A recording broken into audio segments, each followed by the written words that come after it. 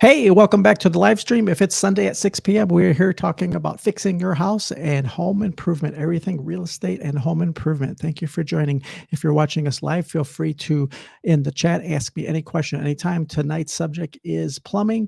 If you're watching it on the replay later, you can, of course, ask me a question in the comment section down below, and I will answer you typically within 24 hours. I've been pretty good about that. Okay, so we're going to talk about plumbing today. Do you have, let's start with this, and then we'll move to old pipe to new pipe and some of the challenges that people have working with each one as we move through the decades, and specifically with do-it-yourselfers. Old galvanized plumbing. That's a steel pipe water line in your house. It was galvanized to resist corrosion. It does have a lifespan. It will not last forever. Found this. Galvanized pipe. How long does galvanized pipe last? Realistic life expectancy is between 40 and maybe 100 years, although 100 years would be pushing it. No piping system lasts forever, but galvanized pipes have a lifespan of between 40 to 100 years. If your home pipes are from the 1960s or earlier, they're likely nearing the end of its useful life expectancy. I'm in a lot of homes pre-1960s that have steel galvanized pipes. Generally speaking, if they still have steel galvanized pipes or significant portion, we are going to find some kind of water plumbing issues. You're going to have reduced plumbing flow, water flow. So if you have this gray stuff in your house, in the basement crawl space, under your sinks, likely you have some amount of corrosion and slow reduced water pressure. If you have old pipes, that's the number one source is galvanized pipes. Typically, I've noticed in basements and crawl spaces, the horizontal lines tend to clog more than the vertical line, say, going upstairs. So a lot of times that helps a homeowner out, it helps a plumber out. They can replace those horizontal lines and your water pressure will come back up. So that's what people had to work with for many years was steel galvanized pipe. It was intimidating to work with. You had threaded ends that had to use Teflon tape or some type of pipe dope to seal the threads when you're joining different fixtures and different pipes together. Also, they had to be threaded on site with a threading machine. Expensive. Most homeowners are not going to own one of those, or by the correct lengths of pipe. This is what the inside of an old galvanized pipe may look like. The inside is getting corroded, and it just gets these deposits, fills up over time. And as you can see, in this example, 70% of that pipe volume is gone. So you're going to get reduced water pressure flow problems. This is another picture of what they can look like on the inside. This is cutaway of galvanized pipe to copper and a special dielectric fitting in between. So the next preferred pipe was copper pipe. I got a close-up picture here. So copper pipe became the standard. Some people will say it still is the standard for decades, has been the sign of quality. Plumbers used it forever. A lot of people swear by it as the standard. Did it have problems? Somewhat. Definitely for do-it-yourselfers, it was intimidating. You needed special tools like a pipe cutter to cut the pipe, sweating the joints, or generically people will call it soldering, but sweating the joints. You had to use something like open flame torch right here. Special procedures for the joints. You had to clean the fitting. You had to put flux on the fitting, make sure you're using lead-free solder. You had to heat the fitting with open flame. So if you're a homeowner, that was intimidating. If you're learning the trade, if you're in a confined space, you had to put a special fireproof membrane against the wood of the house or wherever you're working. So a lot of homeowners found that too intimidating. They didn't want to sweat joints, have open flames in their house, but copper was seen as the standard for decades. And even though some people still swear by it, it is slowly losing its place in the marketplace for new construction, rehabs, repairs, all of that. So here's old steel galvanized pipe connected to copper. You will see that a lot in homes where they're like, okay, I'll just update as I go along. Makes perfect sense, right? You want to save money. You don't want to replace all the plumbing at the same time. That's very expensive. So you want to do it yourself. Hey, I bet you can do it. The problem with replacing in pieces or sections, like say you do the water heater or you have a problem with just one bathroom, is the copper and the galvanized pipes don't play well together. Different metals, electrolysis will eventually form at the point where they touch, and it can lead to a leak for sure. And then that can be devastating to damage a house. So you had to use an expensive fitting called a dielectric fitting. That's what a dielectric fitting looks like right there. A dielectric fitting keeps mechanical separation between the two different types of pipe. So the steel pipe and the copper pipe didn't directly touch with a dielectric fitting. And you want to use that anywhere where you're putting dissimilar metals together, such as steel and copper. If you're going to spend the extra money on that, a lot of people say, let's just replace the whole thing or large portions of the plumbing system, which makes a lot of sense. Here's a picture, of course, of sweating the joint. Tips on sweating copper joints.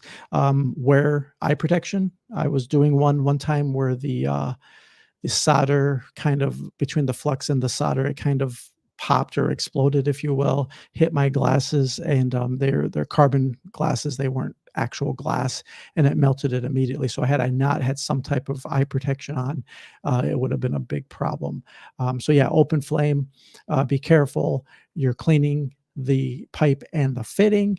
You're putting the flux on, lead-free solder, and you're heating. You notice if you look at this picture, you're heating the fitting, not the pipe. If you get that wrong, you likely won't have a watertight seal. Heat the fitting with the heat, and then that solder will get sucked into that joint. It's kind of cool to watch every time. I get amazed by it. And then just have a wet rag when you're done and just wipe the joint clean, and you are good to go. And they're very reliable. If you follow all the little steps to sweat your joints, they're very, very reliable. So then came along compression fitting. So um, this is an attempt to be more user friendly, so you don't always have to call plumbers. These fittings cost a little bit more money, but they used a crimp tool to crimp the fittings and the pipes together. You didn't have to do any kind of solder sweating of the joints whatsoever. Okay, now we're moving to modern times. PEX tubing. So this is PEX tubing right there. It's a composite pipe. Now, a lot of people will say, hey, this is new, and I don't want any newfangled materials in my home. It's not tested. Well, it's actually not that new. It's actually been commonplace for decades.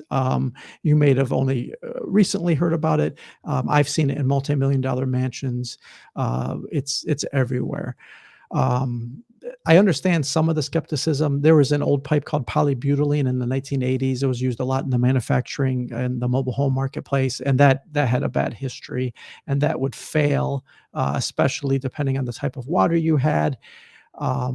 It would fail and just leak or burst and flood a house out and cause lots and lots of damage. So, polybutylene was a bad thing, but PEX, PEX, look up what it means, the cross-linked polymers. It is a good pipe. It is easy to work with. Once we teach you, you'll have that skill for life, and you can do your own repairs. So this picture here shows a quick connector, push connector between PEX and copper, and that works very, very well. Here's several different quick connectors to go from polybutylene, Schedule C PVC, or PEX.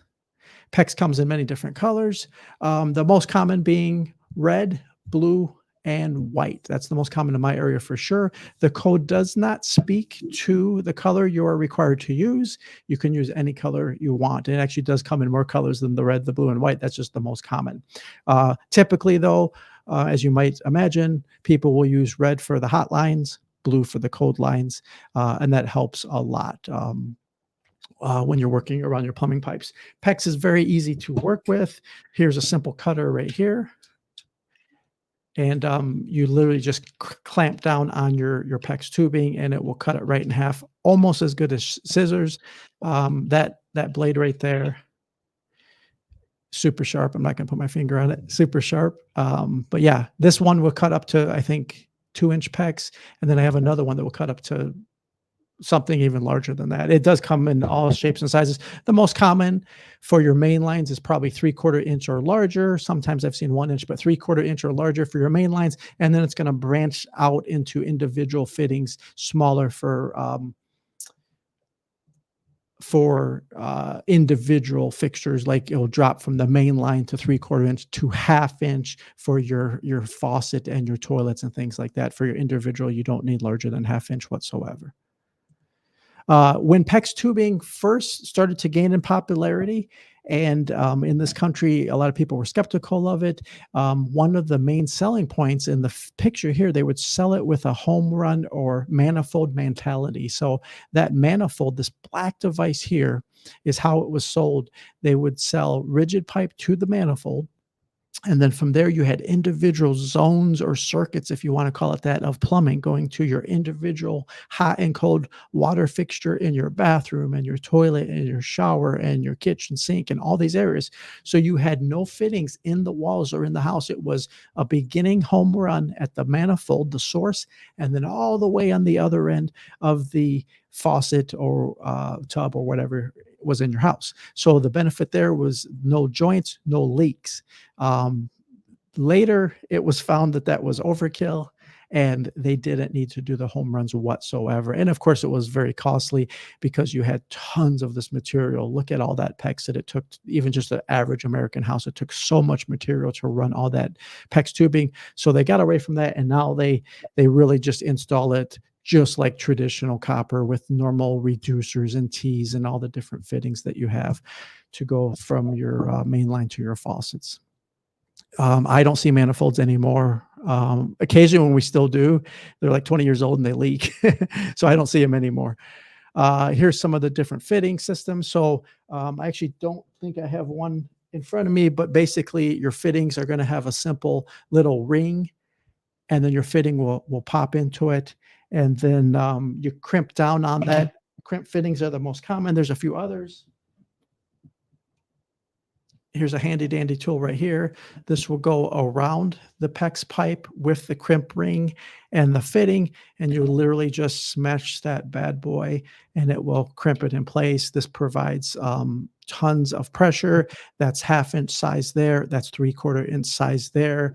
This device comes with adjustment. So over time, if it does weaken or doesn't provide a good enough crimp, you actually can adjust that. Homeowners can buy these. They're actually not that expensive. They work very, very well and last many, many years. You can just keep it in your toolbox or anywhere in your plumbing bin at your home or workshop. Professionals, if they're doing an entire house, manually crimping actually is very tiring. It's perfect for small repairs, but if you're doing an entire house, that's going to be a bit much. So they're actually going to buy a battery powered crimper that they don't have to use physical strength. Set that back here. Okay, so yeah, different fittings, different types of fittings. There are competing brands for your dollars, as you might imagine, different ways to uh, connect the PEX tubing. But it's not only the future; it's already here. PEX has already taken over the marketplace. Everybody uses it. I guess you could require a plumber or a new build to use copper, but you're going to pay significantly more rather than PEX. So as we went through the installation procedure, cutting the tubing to the correct size, using your compression ring, putting your fitting in, crimping it right down. That's the device I showed you right there. And then this last one is called a go or no go gauge. Right here, you have the 3/4 inch size and you have the 1/2 inch size.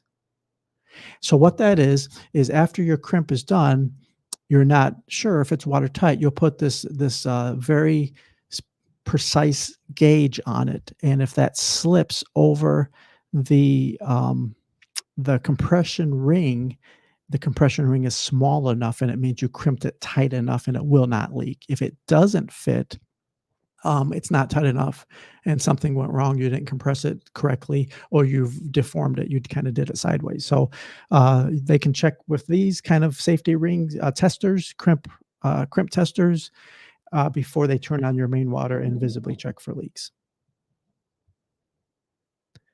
And you can buy that yourself, of course. Yeah, PEX tubing, I know I could get comments later about, I would never trust that in my house. Hogwash, that's crazy talk. It's completely taken over the marketplace. I see it in new builds, old builds, remodels, additions, repairs, FHA, conventional finance. I see it everywhere, everywhere. So PEX has taken over the marketplace. Learn how to work with it, and you will be happy. You'll have that skill for the rest of your life, and you can do your own plumbing repairs for sure. Okay, now on to push connectors. One of the trade names called Shark Bites. Everybody knows that one, perhaps Shark Bites, but they're simply just push connectors. They say, hey, that's a new technology and I don't trust it. They're actually not that new of a technology. Push connectors have been around for a long, long time. That gets you around the crimp system. So you can just push the pipe together. And if you follow the rules as far as inserting it deeply enough and you have a square pipe, you don't have anything that's bent or curved and you don't have burrs sticking out. If you have a square end and you stick it in correctly and it shows in the depth gauge that you went far enough, it will not leak. It's a fantastic fitting, uh, very non-intimidating, great for the DIY do-it-yourself homeowner market. Push connectors are great. Now they are expensive. If you're going to do an entire house of push connectors, that's very expensive. So they're great for small projects, bathroom remodels, and repairs. Like say you have um, a tight area. So yeah, there's competing brands. Shark Bites are one of them, but there's other push connectors. There's lots and lots of brands out there that sell them, and they are very highly engineered. By the way they work with the collar, they're actually removable. I'd like to see you do that with a solder joint, copper. They're removable. If you need to rework something, they have the little rubber O-ring in there. They actually highly engineered. If you install them correctly, they will not leak. They are a good product for sure. They also work great in tight areas. Sometimes you're in a very, very tight area in a wall cavity behind a shower fixture, and you don't have room to get the big old crimper in there. You don't have room for this. It's kind of large, especially when you expand it and you need to squeeze down on that and crimp your fitting. You don't have enough room for something like that. So a push connector, a quick connector, is a good option in an area like that for sure. They're excellent for repairs. So those are the three main ones that we see all the time: galvanized pipes, copper pipes, and PEX. PEX tubing, excellent product. Learn how to work with it. You'll have that skill for the rest of your life, and you can do lots and lots of repairs, and quite inexpensively. The PEX tubing is not very expensive at all. The fittings are still reasonable, especially if they're not the quick connects, the push connects. If they are just the normal crimp fittings, they're very reasonably priced. And I'm trying to think if anything is expensive with that. The crimper, but that's a one and done. When you buy the crimper tool, that's a one and done, or you could borrow one from a friend, to be honest. If you have any comments or questions, let me know. Also, if because it's winter, let's talk about winter issues. We're heading into winter. In my area in the Midwest, we just saw our first significant snowfall of the season. So now we're going to talk about winter issues, plumbing pipes freezing and frost damage. So water, if frozen, if allowed to freeze, will expand and it will crack any plumbing pipe you have. Galvanized and copper are the most common. Now, copper does that kind of sideways split right there in the picture. When the water freezes, say you're on vacation in sunny Florida and your furnace up here in the Midwest or so freezes, stops working, and the water freezes, it expands and it does do that kind of tear shape. It's a very common appearance that you'll inspect.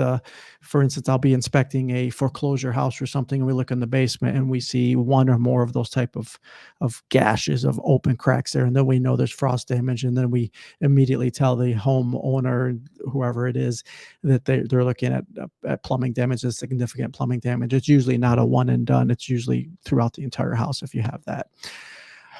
So don't let your pipes freeze. With technology, there's a lot of ways around that. You can have a smart thermostat that will notify your phone if your house dips below a certain temperature. It can notify you in a lot of different scenarios.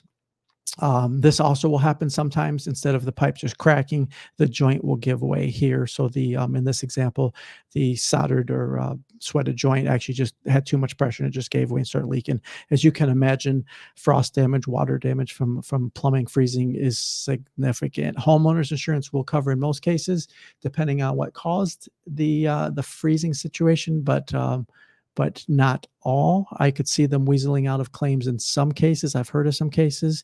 Um, so yeah, don't always assume insurance will rescue you.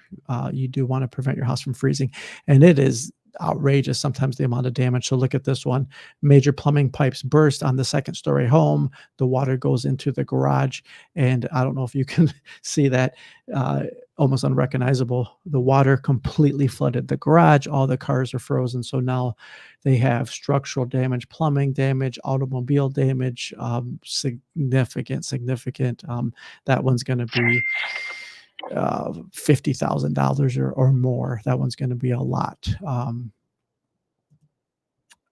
Hose bibs outside, that's very topical. I've done several shorts videos on hose bibs freezing up.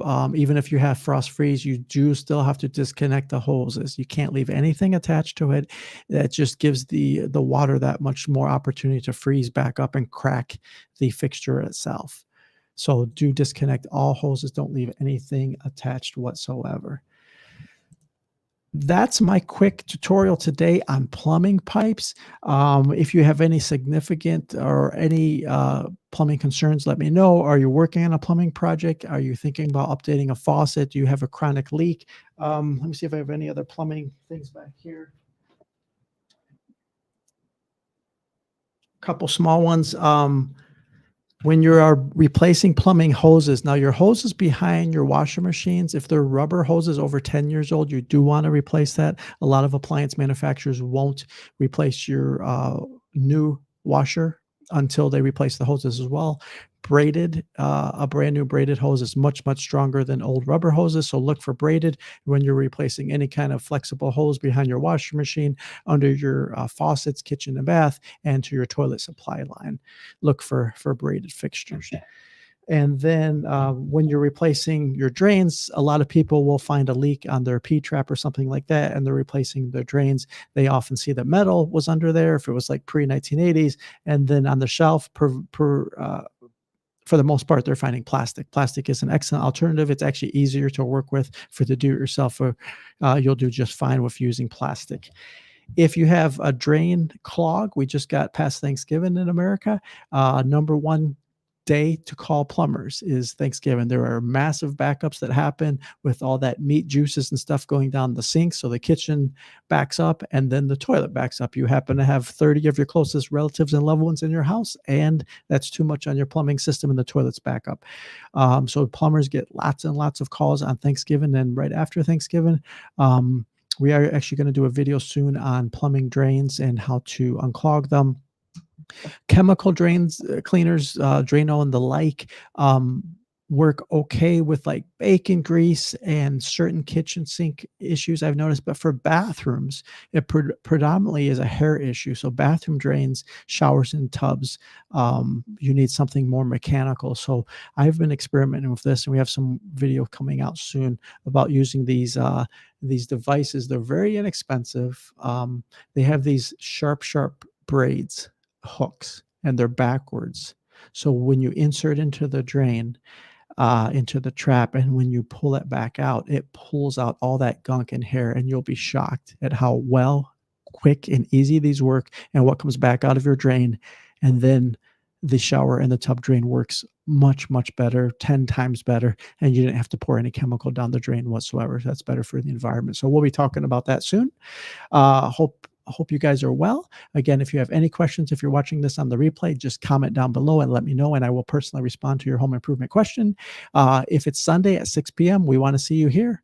Let's fix your home together. Hey, I bet you can do it yourself. Okay, let's build something awesome. Let's get to work. Have a good week.